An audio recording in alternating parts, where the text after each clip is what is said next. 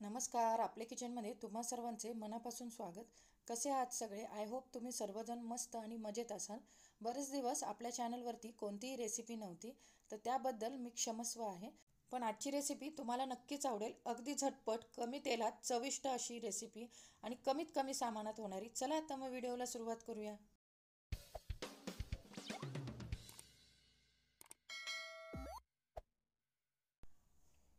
तर इथे एका बाउलमध्ये 150 ग्रॅम पनीर मी किसून घेतलेले आहे, तर ते आपण एका बाउलमध्ये काढून घेऊया. त्यानंतर यामध्ये मी एक मध्यम आकाराचं गाजर किसून घेतलेले आहे, तर ते पण आपण यामध्ये टाकून घेऊया. एक मीडियम साईजची शिमला मिरची बारीक अशी कट करून घेतलेली आहे, ती आपण यामध्ये टाकून घेऊया.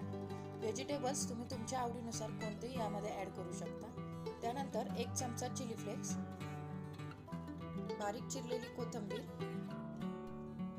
अर्धा चमचा चाट मसाला आणि पाव चमचा काळी मिरी पूड आपण यामध्ये ॲड करून घेणार आहोत. आणि आपल्याला सर्व मिश्रण एकजीव करून घ्यायचं आहे. त्यानंतर यामध्ये चवीनुसार थोडंसं मीठ ॲड करून घेणार आहे. आपण चाट मसाला टाकलाय, त्यामुळे जास्त मीठ यामध्ये टाकायचं नाहीये. आणि पुन्हा एकदा हे स्टफिंग आपल्याला एकत्र करून घ्यायचंय. इथे आपलं हे स्टफिंग तयार झालेलं आहे, तर हे आपण साईडला ठेवून घेऊया. त्यानंतर एका बाउलमध्ये आपण 2 चमचे मैदा घेणार आहोत आणि त्यामध्ये 4 ते 5 चमचे आपल्याला पाणी टाकून त्याची पातळ अशी पेस्ट बनवून घ्यायची आहे.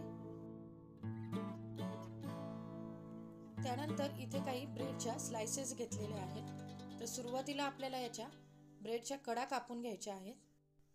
त्यानंतर एक ब्रेडची स्लाइस आपल्याला पाटावरती घेऊन व्हिडिओ दाखवल्याप्रमाणे लाटून घ्यायची आहे. तर अशा पद्धतीने स्लाइस लाटून तयार झालेली आहे.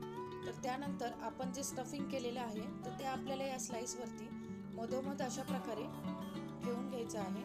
आपल्याला हा ब्रेड रोल करून घ्यायचा आहे आणि त्याच्या कडांना आपण जी मैद्याची स्लरी केलेली आहे ती लावून घ्यायची, म्हणजे ते ब्रेड व्यवस्थित असं एकमेकांना चिटकेल आणि आपला रोल व्यवस्थित असं तयार होईल. त्याच्या दोन्ही साईड्सच्या कडा देखील आपण स्लरी लावून चिटकवून घेणार आहोत, म्हणजे कुठल्याही पद्धतीने स्टफिंग बाहेर येणार नाही.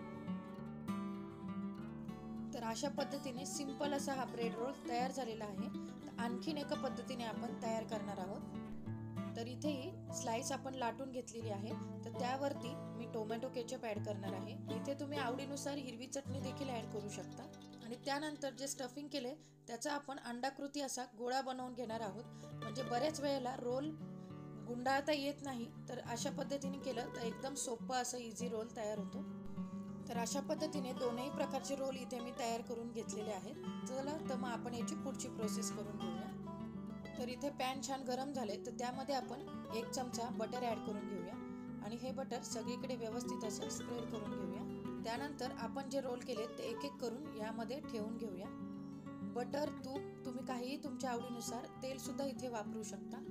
शक्यतो मी इथे तळणार नाहीये, कारण तळल्यामुळे खूप तेल लागतं आणि पाव खूप तेल ॲब्सॉर्ब करतं. तर शॅलो फ्राय केल्यामुळे मस्त असं ते क्रिस्पी होतं.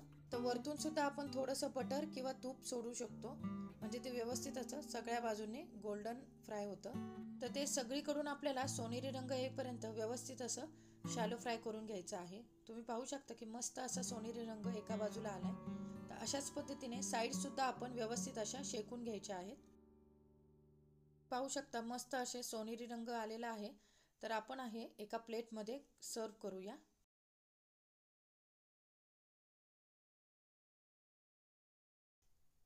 आपण रोल कट करून पाहूयात की तो आतून कसा झालाय ते.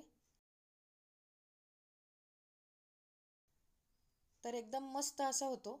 टोमॅटो केचप बरोबर अगदी मस्त असा लागतो. हिरवी चटणी तुम्ही इथे काहीही वापरू शकता. तर खाण्यासाठी एकदम टेस्टी, चटपटीत, लहानांना तर प्रचंड आवडणारी अशी ही रेसिपी आहे. झटपट होणारी, डब्यात देण्यासाठी टी टाइम स्नॅक्स म्हणून ही रेसिपी अगदी मस्त होते. तर ही रेसिपी तुम्ही नक्की ट्राय करून बघा. कशी होती हे मला कमेंट करून सांगायला विसरू नका. त्याचबरोबर तुम्ही जर अजून चॅनलवरती नवीन असाल, आपल्या किचनला सबस्क्राईब केलं नसेल, तर माझ्या चॅनलला लाईक करा, शेअर करा, सबस्क्राईब करून शेजारील बेल आयकॉनला प्रेस करा, जेणेकरून माझे नवनवीन व्हिडिओचे अपडेट तुम्हाला मिळत जातील. आजचा व्हिडिओ पाहिल्याबद्दल धन्यवाद. लवकरच भेटू अशा नवनवीन रेसिपींसोबत. तोपर्यंत बाय.